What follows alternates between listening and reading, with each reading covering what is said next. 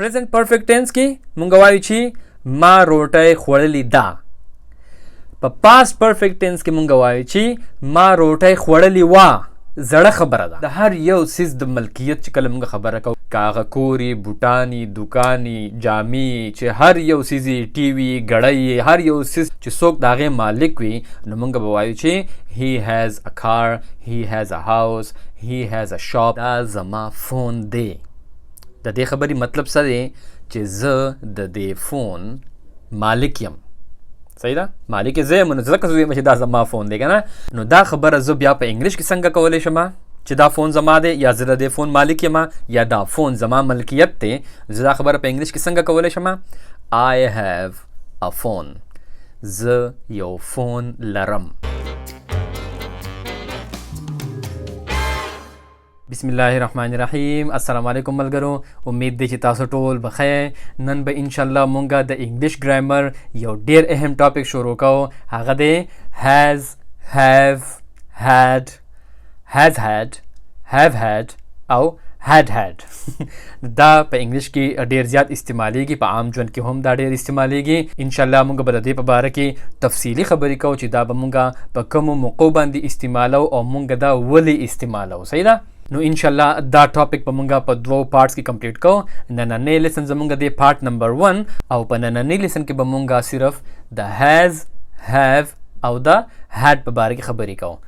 د لیسن شروع کېدو نه مخکې لایک او شیر د نه هیر نشي او ټول زمونږه د یوټیوب چینل خامخا سبسکرایب کړئ. ښه نو راځو خپل ټاپک لا has, have او had. په اصل کې دا کم درېواړه الفاظ چې دي دا دي auxiliary verbs. auxiliary verbs ته په انګلیش په ګرامر په ژبه کې ورته helping verbs هم ویل کېږي. یعنی دا هغه verbs دي چې دا د فقرې د مین verb help کوي. مونږ ته د دې auxiliary verbs نه پته لګي چې دا خبره د کمې زمانې کېږي، یعنی یو اکشن په کم وخت کې شوی دی، په کومه زمانه کې شوی دی، نو هغه پته مونږ ته د auxiliary verbs نه لګي. صحیح ده؟ مثال په تور زه تاسو له اسی یو جنرال اگزامپل در کوم.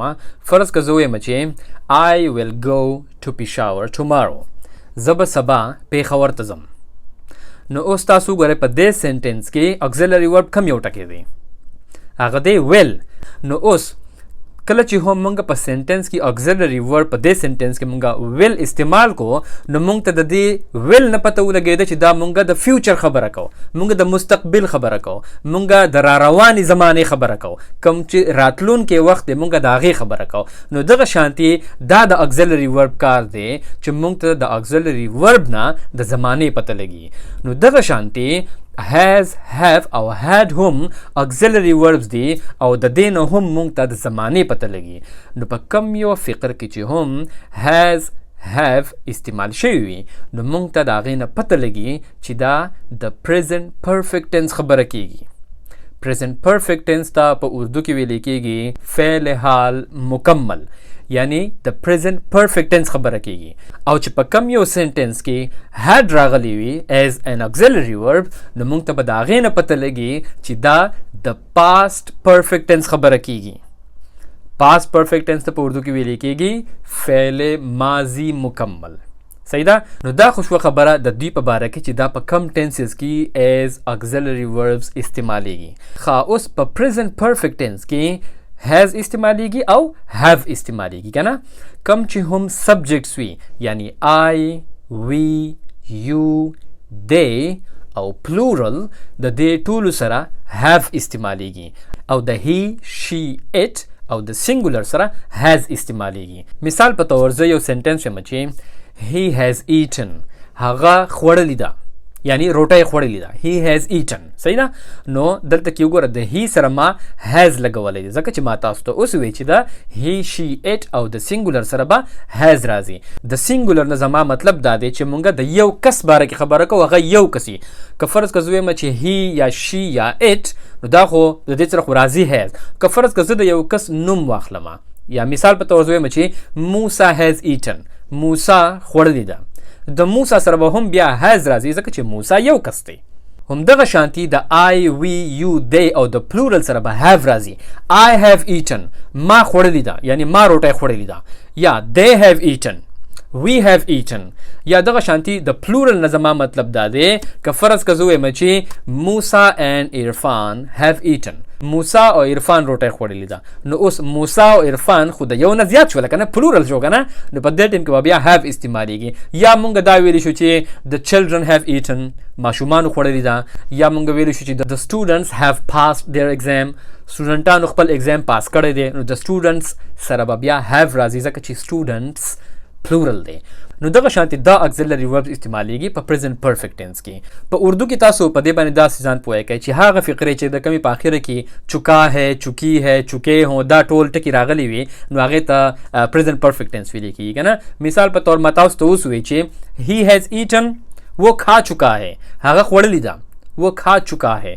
یا وہ جا چکی ہے، وہ سو چکی ہے، ہم کھیل چکے ہیں. نو دغه شانتي ټول فقرې چې څنګه استعمالیږي دا د پریزنت پرفیکټ ټینس او په دې کې اکسلري وربز استعمالیږي، هاز او هاف استعمالیږي. صحیح ده. ښه د دې نه پس دی هیډ. هیډ استعمالیږي، دا هم یو اکسلري ورب دی د هاز او د هاف په شانتي، خو هیډ استعمالیږي په پاست پرفیکټ ټینس کې.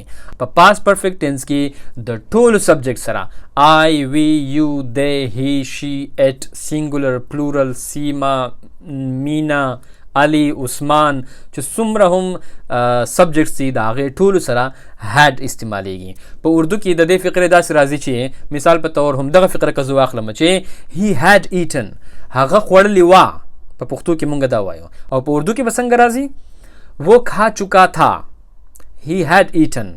یا وہ ٹی وی دیکھ چکی تھی، یا ہم کرکٹ کھیل چکے تھے. نو دغه شانتي چې څومره فقرې هم دي دا فقرې دي دا پاست پرفیکټ ټینس او په دې کې اکسلري ورب استعمالیږي هیډ د ټولو سبجیکټ سره. په پښتو کې په ځان داسې پوهه کوئ. پریزنت پرفیکټ ټینس کې مونږ وایو چې ما روټۍ خوړلې ده. په پاست پرفیکټ ټینس کې مونږ وایو چې ما روټۍ خوړلې وه، زړه خبره ده. ګوره په دې دوانو ټینسز کې، په پریزنت پرفیکټ ټینس کې او په پاست پرفیکټ ټینس کې بنیادی فرق دا دی چې په پریزنت پرفیکټ ټینس کې مونږ د هغه اکشن په باره کې خبره کوو، د هغه یو کار په باره کې خبره کوو کم چې شروع شوی په ماضي کې دی، مخکې شروع شوی دی، خو د هغې اثرات تر اوس وخت پورې هم شته دي. د پریزنت وخت پورې هم د هغې اثرات وي او یا د دې خبرې امکان وي چې هغه خبره اوس هم رښتیا ده. د هغې د اثراتو امکان تر اوسه پورې وي، نو هغې ته ویلی کېږي پریزنت پرفیکټ ټینس. او پاست پرفیکټ ټینس هغه خبرې ته ویلی کېږي کم چې یو کار مثال په طور په ماضي کې شروع شوی و او په ماضي کې ختم شوی دی، د هغې بیا د اوسني وخت سره د هغې هیڅ کار نشته دی. نو په دې دواړو کې دا بنیادي فرق دی. د دې زه تاسو له یو اگزامپل در کوم چې تاسو د دې دواړو په فرق باندې پوه شئ، نو بیا مخکې ځو. صحیح ده. فرض که زه ستاسو نه یو تپوس وکړم چې شکیل څه شو، یعنی شکیل چېرته دی، ستاسو نه د شکیل په باره کې تپوس وکړم، تاسو ماله جواب راکوئ چې شکیل کراچۍ ته تللی دی. صحیح ده. کراچۍ ته تللی دی، زما پښتو ته غوږ کېده وای، شکیل کراچۍ ته تللی دی. نو د دې خبرې مطلب څه دی؟ د دې خبرې مطلب دا دی چې شکیل کراچۍ ته تللی دی او د دې خبرې دا هم امکان دی چې کیدای شي چې هغه اوس هم په کراچۍ کې وي. ځکه زه وایم کنه چې شکیل کراچۍ ته تللی دی، یا موږ وایو کنه چې څوک بازار ته تللی دی، د دې مطلب څه دی چې کیدای شي چې هغه اوس هم په بازار کې وي، د دې خبرې اوس هم امکان شته دی چې هغه په بازار کې وي یا هغه کراچۍ کې وي. لا صحیح ده. نو دا یو کار شروع شوی په ماضي کې وو، یعنی هغه شکیل که کراچۍ ته تللی وي نو د هغه تګ په ماضي کې شروع شوی وو او تر اوسه پورې د هغې اثرات شته دی، ځکه چې د دې خبرې اوس هم امکان شته دی چې شکیل کیدای شي چې اوس هم په کراچۍ کې وي. نو دا دی پریزنت پرفیکټ ټینس. نو د دې فقره به بیا موږ څه وایو چې شکیل هیز گان ټو کراچي، شکیل کراچۍ ته تللی دی. نو دا به بیا زه په پریزنت پرفیکټ ټینس کې دا سنټینس لیکم، شکیل هیز گان ټو کراچي، ځکه چې شکیل خو سینګولر دی کنه، نو د هغې سره به هیز راځي. او تاسو ته پته ده چې په پریزنت پرفیکټ ټینس کې د ورب تھرډ فارم همیشه استعمالیږي. نو ځکه زه وایم چې شکیل هیز گان ټو کراچي. صحیح ده. دا خو شو پریزنت پرفیکټ ټینس. اوس که فرض که زه تاسو نه تپوس وکړم چې فرض که ما چېرته شکیل ولیدو او زه تا ته وایم چې یاره دا شکیل خو نه و، دی چېرته تللی و، نو ته ما ته ووایې چې دی کراچۍ ته تللی و. نو اوس تاسو په دې خبره باندې په پښتو کې سوچ وکئ چې ته کله دا خبره کې چې شکیل کراچۍ ته تللی و، د دې مطلب څه دی چې دې کراچۍ ته تللی و خو واپس راغلی دی، نو ځکه زه دا خبره کوم که دې تر اوسه پورې په کراچۍ کې و نو ما خو به بیا دا نه وي که نه چې دې کراچۍ ته تللی و، زه خو به بیا دا وایم چې هغه کراچۍ ته تللی دی. صحیح ده. نو د دواړو په فرق باندې پوهېږئ که نه، کراچۍ ته تللی و او کراچۍ ته تللی دی، په دې دواړو کې دغه فرق دی. نو اوس دا خبره چې شکیل کراچۍ ته تللی و نو دا بیا د پاست پرفیکټ ټینس خبره ده، ځکه چې د شکیل تګ په پاست کې شروع شوی و او بیا په پاست کې په ماضي کې هغه کار کمپلیټ شوی و. د شکیل د کراچۍ د تلو سره اوس څه تعلق نشته دی، ځکه چې د شکیل د کراچۍ هغه تک ختم شوی دی، هغه واپس راغلی دی، هغه خبره ختمه شوې ده، په ماضي کې شروع شوی و او په ماضي کې ختمه شوې ده. صحیح ده. نو بیا به دا سنټنس به بیا زه په پاست پرفیکټ ټینس کې ویم او هغه به بیا زه څنګه ویم؟ شکیل had gone to کراچي، شکیل کراچۍ ته تللی و. صحیح ده. دا خو بنیادی فرق دی په پریزنٹ پرفیکټ ټینس کې او په پاست پرفیکټ ټینس کې. صحیح ده. اوس زه تاسو ته یو ډیر اهم پوینټ ایکسپلین کول غواړم. نو زما تاسو ته دا ریکویسټ دی چې د اوس نه تر د ویډیو د اخیره پورې زما دا خبرې په غور سره واورئ. صحیح ده. نن چې تر اوسه پورې مونږ څومره لیسن وکړو په دې کې مونږ has, have او had as auxiliary verbs استعمال کړله، خو همدا has, have او had as a main verb هم استعمالیدی شي کله چې مونږه د اونرشپ په باره کې خبره کوو او یا چې کله مونږه د ریلیشن باره کې خبره کوو. اوس تاسو په دې دواړو باندې پوهه کوم. صحیح ده. اول به مونږه اونرشپ کوو. صحیح ده چې اونرشپ څه ته ویل کېږي او په هغې کې مونږ بیا has, have او had څنګه استعمالوو as a main verb. اول خو په دې ځان پوهه کې چې اونرشپ وایي څه ده. اونرشپ ویل کېږي ملکیت ته، یعنی زه یو سیز اون کوم، یو سیز خپلوم، یو سیز زما خپل وي، زه د هغې مالک یم، دې ته ویل کېږي اونرشپ. مثال په طور زما سره فون دی. صحیح ده. دا زما فون دی، نو د دې فون مالک څوک دی؟ زه یم که نه، ځکه چې زما فون دی. نو کله چې هم زه دا وایم چې دا زما فون دی مطلب زه د دې فون مالک یم، نو د دې فون اونر څوک دی؟ زه یم. صحیح ده. نو دا سنټنس بیا زه په انګلیش کې څنګه ویلی شم؟ I have a phone. زما سره یو فون دی. I have a phone. او بل معنی په پښتو کې دا هم کېدی شي چې زه یو فون لرم. I have a phone. اوس تاسو د سنټنس ته غور وکئ. I have a phone. په دې سنټنس کې تاسو وګورئ په دې کې زموږ سره یو دی سبجیکټ، هغه دی I. صحیح ده. بل زموږ سره دی آبجیکټ په آخر کې، هغه دی a phone. اوس په دې سنټنس کې ورب کم دی. تاسو ته پته ده که نه چې د ورب نه بغیر په انګلیش کې سنټنس نه جوړیږي. په هر یو سنټنس کې به ورب خامخا وي، سبجیکټ او ورب په سنټنس کې خامخا وي. نو اوس په دې سنټنس کې I have a phone، په دې کې I سبجیکټ دی او a phone آبجیکټ دی، پاتې شو صرف have، نور خو شته دی نه په دې سنټنس کې. نو have په دې ټیم کې په دې سنټنس کې as a main verb استعمالیږي. صحیح ده. او د have مطلب سره راځي یو سیز لرل، د یو سیز مالک. صحیح ده. یو سیز خپلول. نو زه چې کله وایم چې I have a phone، نو په دې کې زه څه وایم چې زه د دې فون مالک یم. نو دلته کې دا اونرشپ ظاهره have دلته کې د اونرشپ لپاره استعمالیږي. که فرض که دا فون د بل چا وي، فرض که یو کس یو د هغه دا فون وي، نو زه بیا وایم چې he has a phone. کله چې هم د اونرشپ خبره راشي، دغه شانتي د ملکیت خبره راشي، نو په هغه کیس کې به بالکل د پریزنٹ پرفیکټ ټینس په شانتي په هغې کې چې کم قانون دی د ټولو سبجیکټ سره، همدغه شانتي به په اونرشپ کې هم حق قانون، هماغه قانون به دلته کې هم اپلای کېږي، هماغه قانون به موږ دلته کې هم فالو کوو. هغه قانون څه دی چې د I, we, you, they او د پلورل سره به have راځي او د he, she, it او د سنګولر سره به has راځي. He has a phone. She has a car. We have a house. مونږ یو کور لرو، نو څه به راځي؟ we have a house. د we سره به have راځي. مونږ کور لرو مطلب دا دی چې مونږ د یو کور مالک یو که نه، مونږ سره د هغې ملکیت دی. صحیح ده. نو دغه شانتي کله چې هم د ملکیت خبره راشي، د اونرشپ خبره راشي، نو په هغې کې به بیا have او has استعمالیږي. او تاسو ته ما وویل چې د I, we, you, they او د پلورل سره به have راځي او د he, she, it او د سنګولر سره به has استعمالیږي. خو پوینټ دغه دی چې په دې سنټنسز کې د ملکیت په سنټنسز کې به بیا have او has as a main verb استعمالیږي. صحیح ده. ښه، اوس که فرض کا مونږ یو زړه خبره کوو، اول خو ما تاسو ته ووایي چې آی هیو ا فون، دا زما فون دی یا زه یو فون لرم، نو خو زما سره دی دا دی که نه، نو دا خو د پرزنټ خبره ده که نه، موجوده زمانې خبره ده، ځکه چې دا فون زما سره اوس هم دی. که فرض که زه زړه خبره کوم، زما سره دا فون دی او نشته دی دا زما سره، صحیح ده. فرض که دا فون زما نه یو هفته مخکې چېرته ورک شوی دی یا ما خرڅ کړی دی، زما سره نشته دی، او زه چاته بیا هم د دغه فون په باره کې خبره کوم، نو بیا خو به دا د ماضي خبره شي که نه، دا خو به بیا د پرزنټ خبره نه شي که نه، دا خو به بیا د ماضي خبره شي. نو په هغه ټایم کې به بیا زه هیډ استعمالوم. آی هیډ ا فون، زما سره یو فون و، زه د یو فون مالک وم. اوس زه د هغه فون مالک نه یم ځکه چې زړه خبره ده، نو په هغه ټایم کې به بیا مونږه هیډ استعمالو.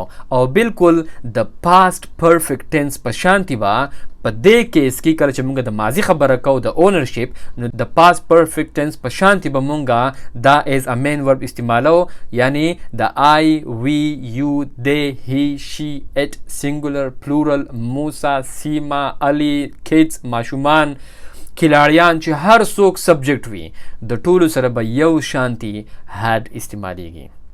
صحیح ده. د ملکیت په دغه کې وی هیډ ا هاوس، مونږ یو کور لرو، مونږ د یو کور مالک وو، نو دا بیا د ماضي خبره ده، نو د ټولو سره به هیډ راځي. صحیح ده.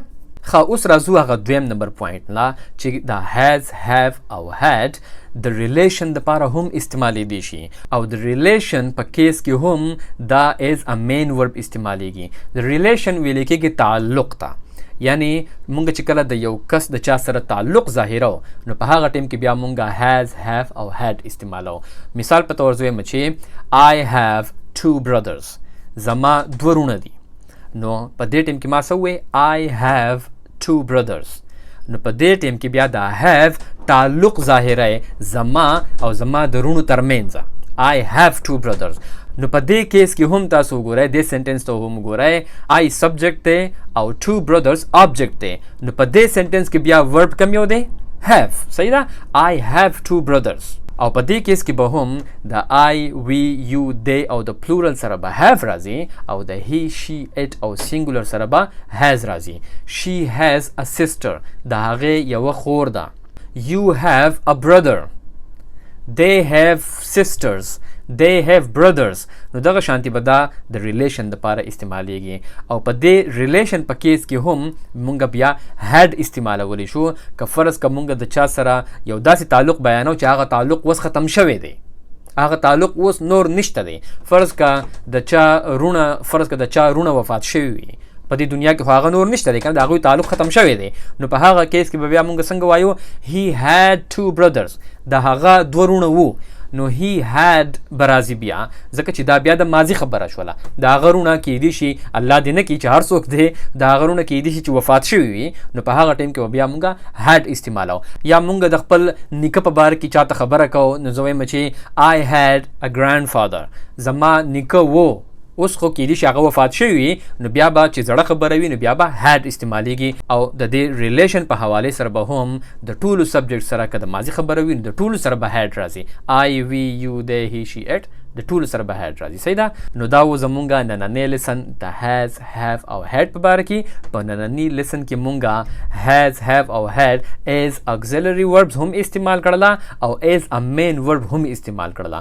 اوس زمونږه نیکسټ پارت 2 چې به کله راځي، په هغې کې به بیا په یو سنټنس کې به دا هیز هیو او هیډ ایز اگزیلري وربز هم استعمالیږي، او ایز ا مین ورب به هم استعمالیږي، دواړه به یو ځای استعمالیږي. نو هغه به ډېر انټرسټینګ سچویشن وي. ما تاسو ته پهله ویلي و چې هغه به څه وي، هیز هیډ، هیو هیډ او هیډ هیډ.